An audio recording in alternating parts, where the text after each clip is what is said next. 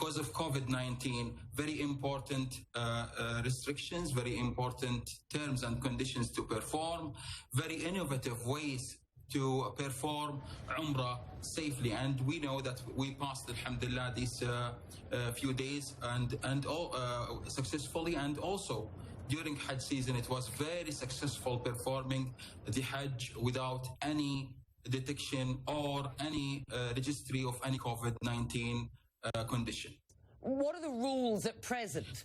Ministry of Health and the other agencies are ensuring that pilgrims are going to be selected or visitors or those who are going to perform Umrah are selected with criteria so that those with risk in the risk group are not going to be in the priority list. Second, the control over number and flow of people entering into the Haram to perform Umrah. The distances between people. There are going to be also health leaders who will participate in and accompany each group. Not to mention that facial masks will be there throughout the performance. What is the hospital capacity in Mecca and Medina to accommodate any breakouts should they happen? In general, around the kingdom, the capacity of beds, whether these are regular beds or isolation beds or intensive care beds, increased. This is including the holy cities.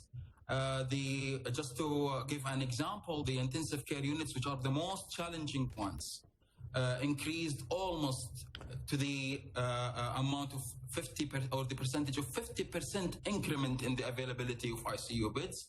And we never, alhamdulillah, experienced any touch to the maximum or saturation level at any of our cities or regions in the kingdom since the beginning of this pandemic till now. Your cases at present are significantly lower after having one of the highest incidents in the region, but you do have some 336,000 cases and almost 5,000 total deaths. So how would you rate the kingdom's way of coping with this, and how did you manage to finally control the outbreak? There are more than 230 centers receiving those who are having any symptoms, and there are 21 drive-thrus and many other places that receive people symptomatic, asymptomatic, regardless of their situation, regardless of any nationalities or residencies condition.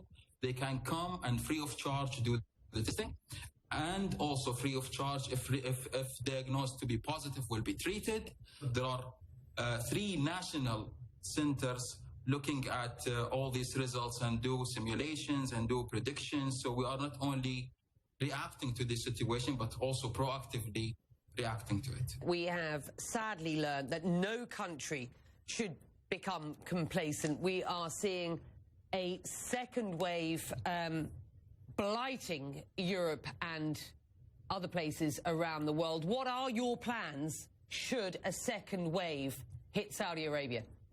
We deeply analyze all the available data to ensure that we know what's going to be in front of us. We passed the first 70 to 80 days of this pandemic with restrictions, early interventions, very strict interventions to ensure that we are suppressing the curve, and we return back to our life, but with new normals. And this new normal is very important. We opened multiple activities, but we have more than 100 protocols to ensure that people are returning social or sectoral with appropriate new behaviors and new norms. The race for a vaccine is on, of course. What is the kingdom's plan for the acquisition of a vaccine and indeed the distribution of a vaccine within Saudi Arabia? We are part of the Act A, the Access to COVID-19 Tools Accelerator, where we are part of the founding countries of this accelerator.